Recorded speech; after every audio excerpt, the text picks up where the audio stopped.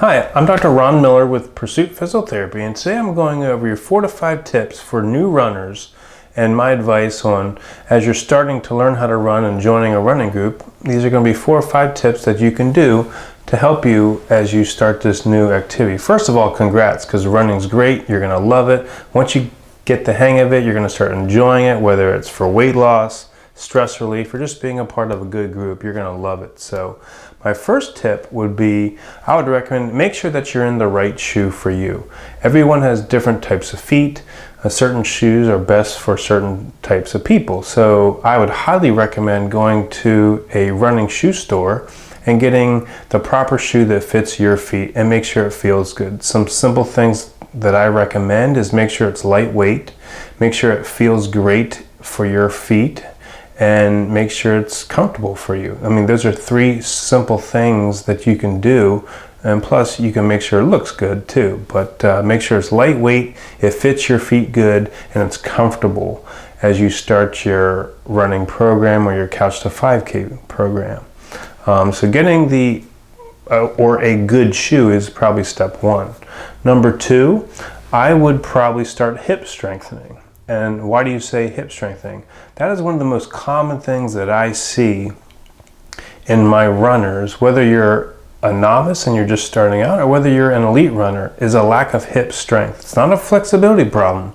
You know, running is really, you're not going to end range, so you don't need a lot of range of motion.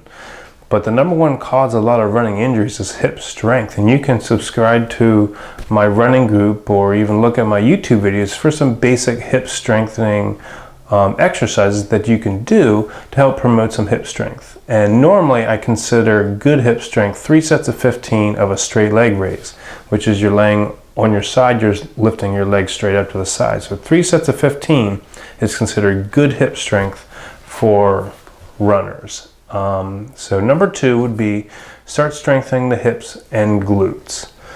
A third point that I would recommend is maybe buying a foam roll. Now, you probably haven't been running much and you're just starting a new exercise, so you're going to be sore. And when you overload a weak muscle, you get some trigger points. So you're going to start getting muscle soreness in like the calves, the quad muscles, the outer thigh, the IT band, stuff like that. And a foam roll is something easy that you can do at home to help relieve some of the myofascial soreness or pain that you may be experiencing as you start your training program. So the next thing would be, yes, look into getting a foam roll. It's going to help with some of the muscle soreness. A fourth thing that I would recommend is to make sure you squeeze in a rest day. So remember, bodybuilders don't work the same muscle every day in hopes of getting big. You're going to have to squeeze in 1 to 2 rest days a week because you're probably going to either start some sort of training program and they're going to push you a little bit. And you don't want to overtrain. You know, there's a common principle called the 10% rule, is you never increase your workload or your mileage 10% week to week to week. So yes, that means don't just go out and run 3 miles if you're just starting a running program. That's going to be too much and that's overload, and that's going to put you at risk for injury. So you can follow that guideline of just doing the 10% rule and don't increase your mileage or your workload greater than 10% from the previous week. Or what I also recommend is maybe joining a running group.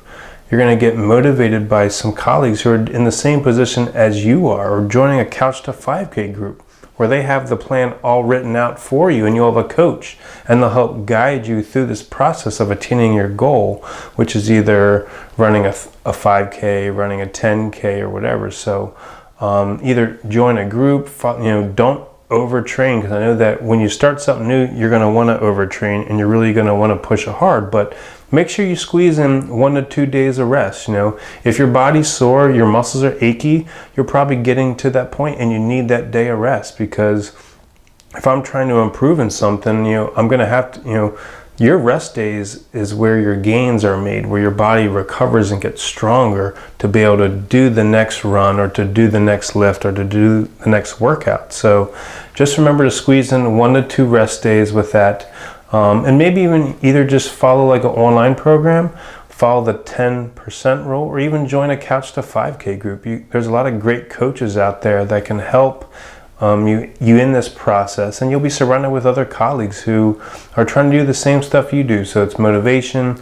You'll push each other to attain your goals. So I hope this helps. Those are 4 steps right there that I would recommend for someone who's beginning a running program, doing a Couch to 5K group, and anything like this. So if you have any questions about running mechanics, running injuries, training programs, feel free to send us an email or visit our website at pursuittherapy.com. Hope it helps, and keep on running.